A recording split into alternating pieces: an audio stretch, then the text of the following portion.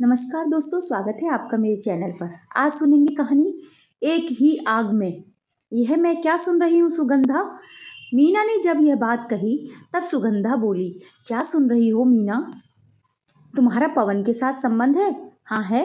यह जानते हुए भी कि तुम विधवा हो और एक विधवा किसी से संबंध नहीं रख सकती, मीना ने समझाते हुए कहा। पल भर रुककर वह फिर बोली, फिर तू 58 साल की हो गई है तो क्या हुआ? सुगंधा ने कहा, औरत बूढ़ी हो जाती है तब उसकी इच्छा नहीं जागती क्या? तू भी तो 55-56 साल के आसपास है। तेरी भी इच्छा जब होती होगी तो क्या भाई साहब के साथ हम बिस्तर नहीं होती होगी? मीना कोई जवाब नहीं दे पाई। सुगंधा ने जो कुछ कहा सच कहा है, वह भी तो इस उम्र में हम बिस्तर होती है। फिर सुगंधा विधवा है तो क्या हुआ? आखिर औरत का दिल ही तो है। उसने कोई जवाब नहीं दिया। तब सुगंधा बोली, जवाब नहीं दिया तूने? तूने जो कहा सच कहा है, मीना अपनी रजामंदी देते हुए बोली। औरत अगर विधवा है तो उसके साथ यह सामाजिक बंधन क्यों? उल्टा सुगंधा ने सवाल पूछते हुए कहा। तब मीना पल भर के लिए कोई जवाब नहीं दे पाई।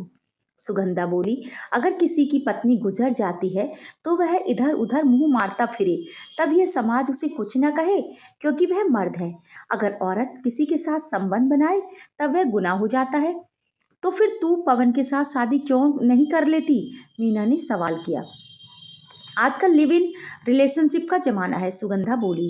क्या दोस्त बनकर नहीं रह सकते? ठीक है, ठीक है, तेरी मर्जी, जो आए वह कर।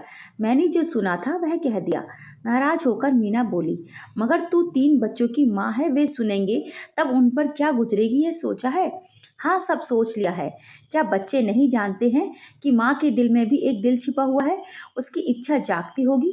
समझाते हुए सुगंधा बोली, देखो मीना, इस बारे में मत सोचो।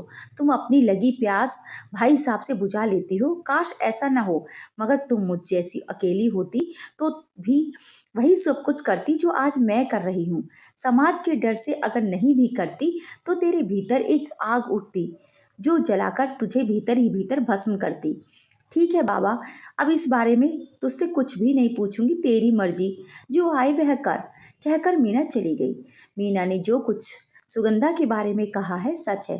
सुगंधा पवन के साथ संबंध बना लेती है। यह भी सही है कि सुगंधा 3 बच्चों की माँ है। उसने तीनों की शादी कर घर गृहस्थी भी बसा ली है।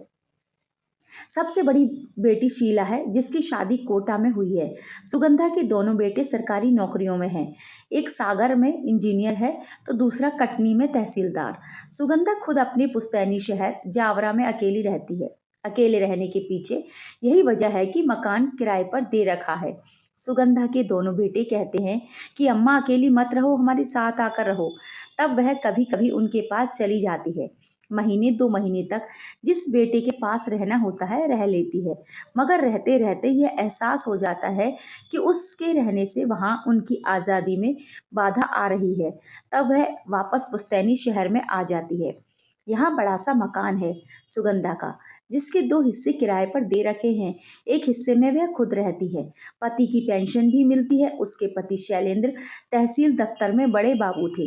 रिटायरमेंट के साल भर के भीतर उनका दिल की धड़कन रुकने से देहांत हो गया था। आज 3 साल से ज्यादा समय बीत गया है। तब से वह खुद को अकेली महसूस कर रही है। अभी उसके हाथ पैर चल रहे हैं, सामाजिक जिम्मेदारी भी वह निभाती है। तब हाथ पैर चलने बंद होंगे तब वह अपने बेटों के यहाँ रहने चली जाएगी। फिर किराएदारों से किराया भी समय पर वसूलना पड़ता है, इसलिए उसका यहाँ रहना भी जरूरी है।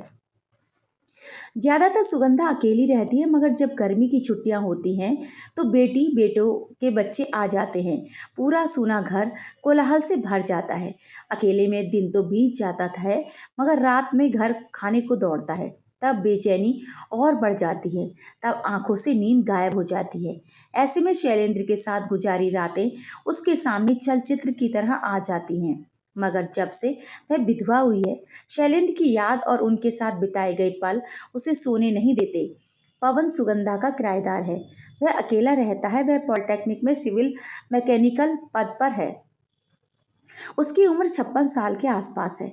उसकी पत्नी गुजर गई है। वह अकेला ही रहता है। उसके दोनों बेटे सरकारी नौकरी करते हैं और उज्जैन में रहते हैं। दोनों की शादी करके उनका घर बसा लिया दिया है उसने। रिटायरमेंट में 6 साल बचे हैं। वह किराए का मकान तलाशने आया था। धीरे धीरे दोनों के बीच खिंचाव बढ़ने लगा।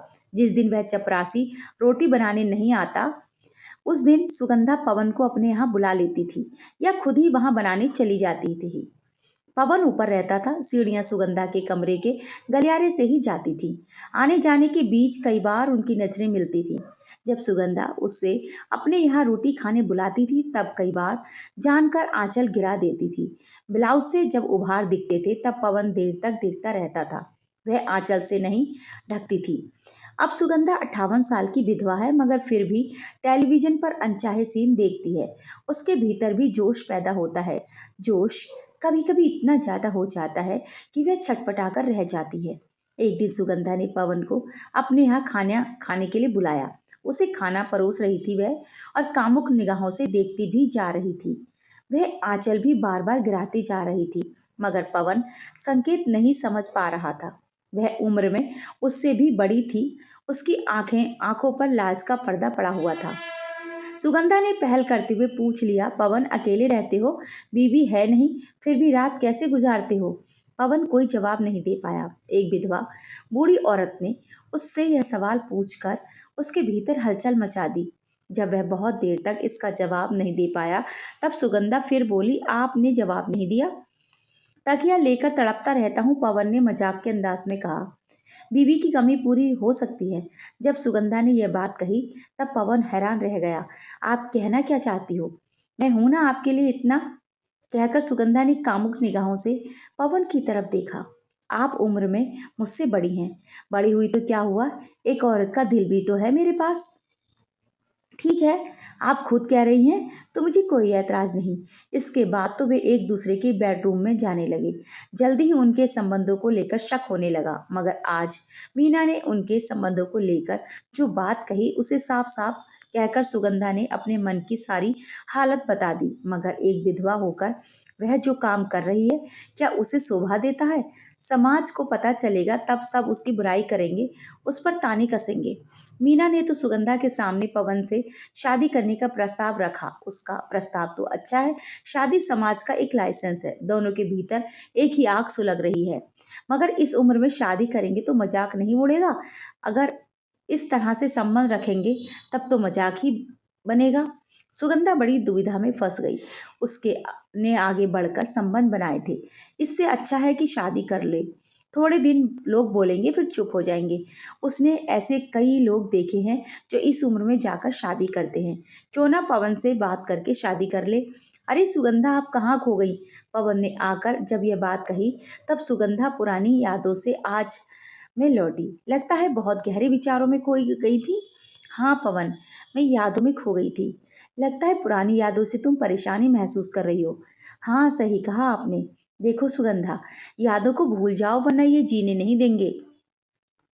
कैसे भूल जाऊं पवन? आपसे आगे रहकर जो संबंध बनाए हैं मैंने, अच्छा नहीं किया। अपनी उदासी छिपाते हुए सुगंधा बोली। फिर पल भर रुककर वह बोली, लोग हम पर उंगली उठाएंगे, उसके पहले हमें फैसला कर लेना चाहिए। फैसला? कौन सा फैसला सुगंधा? पवन ने हैरान होकर पूछा। हमारे बीच जो संबंध है उसे तोड़ दें या परमानेंट बना लें? मैं आपका मतलब नहीं समझा। मतलब यह है कि या तो आप मकान खाली करके यहाँ से कहीं चले जाएं या फिर हम शादी कर लें। सुगंधा ने जब यह प्रस्ताव रखा तब पवन भीतर ही भीतर खुश हो गया। मगर यह संबंध कैसे होगा? वह बोला, हम शादी कर लें यह बात तो ठीक है सुगंधा, मगर आपकी और हमारी औलादें सब घर गृहस्थी वाली हो गई हैं। ऐसे में शादी का फैसला नहीं हो सकता है। यही कहना चाहते हैं ना? पवन को रुकते देख सुगंधा बोली। मगर यह क्यों नहीं सोचते कि हमारी औलादें अपने अपने घर में बिजी हैं। अगर हम शादी कर लेंगे तब वे हमारी चिंता से मुक्त हो जाएंगे। जवानी तो मौज मस्ती और बच्चे पैदा करने की होती है, मगर जब पति पत्नी बूढ़े हो जाते हैं तब उन्हें एक दूसरे की ज्यादा जरूरत होती है। आज हमें एक दूसरे की जरूरत है। आप इस बात को क्यों नहीं समझते हो? आपने ठीक सोचा है सुगंधा। मेरी पत्नी गुजर जाने के बाद मुझे अकेलापन खूब खलने लगा, मगर जब से आप मेरी जिंदगी में आई हैं, मेरा वह अकेलापन दूर हो गया। सच कहते हो, मुझे भी अपने पति की रात को अकेले में खूब याद आती है। सुगंधा ने भी अपना दर्द उगला। मतलब यह है कि हम दोनों एक ही आग में सुलग रहे हैं। अब हमें शादी किसी तरह करनी चाहिए, इस पर सोचना चाहिए। आप शादी के लिए राजी हो गए। बहुत सालों के बाद सुगंधा के चेहरे पर खुशी झलकी थी। वह आगे बोली, शादी किस तरह करनी है ये सब मैंने सोच लिया है। क्या सोचा है सुगंधा? अदालत में गुपचुप तरीके से खास दोस्तों की मौजूदगी में शादी करेंगे, ठीक है, मगर इसकी हवा किसी को भी नहीं लगनी चाहिए, यहाँ तक कि अपने बच्चों को भी नहीं। मगर बच्चों को तो बताना ही पड़ेगा, पवन ने कहा। जब हमारे हाथ पैर नहीं चलेंगे तब वे ही संभालेंगे। शादी के बाद एक पार्टी देंगे, जिसका इंतजाम हमारे बच्चे करेंगे। जब सुगंधा ने यह बात कही तब पवन भी सहमत हो गया। इसके ठीक 1 महीने बाद कुछ खास दोस्तों के बीच अदालत में शादी करके वे जीवन साथी बन गए। सारा मोहल्ला हैरान था। उन्होंने अपनी शादी की जरा भी हवा न लगने दी थी। दो बूढ़ों की अनोखी शादी पर लोगों ने उनकी खुल्ली उड़ाई, मगर उन्होंने इसकी जरा भी परवाह नहीं की। कोई खुश हो या ना हो, मगर उनकी औलादें इस शादी से खुश थी, क्योंकि उन्हें माता पिता की नई जोड़ी जो मिल गई थी। दोस्तों, ये थी आज की कहानी। आपको कैसी लगी कमेंट करके मुझे ज़रूर बताएं, और इसी तरह की नई नई कहानियों के लिए मेरे चैनल को ज़रूर सब्सक्राइब कर लीजिए। कहानी सुनने के लिए आपका बहुत बहुत धन्यवाद।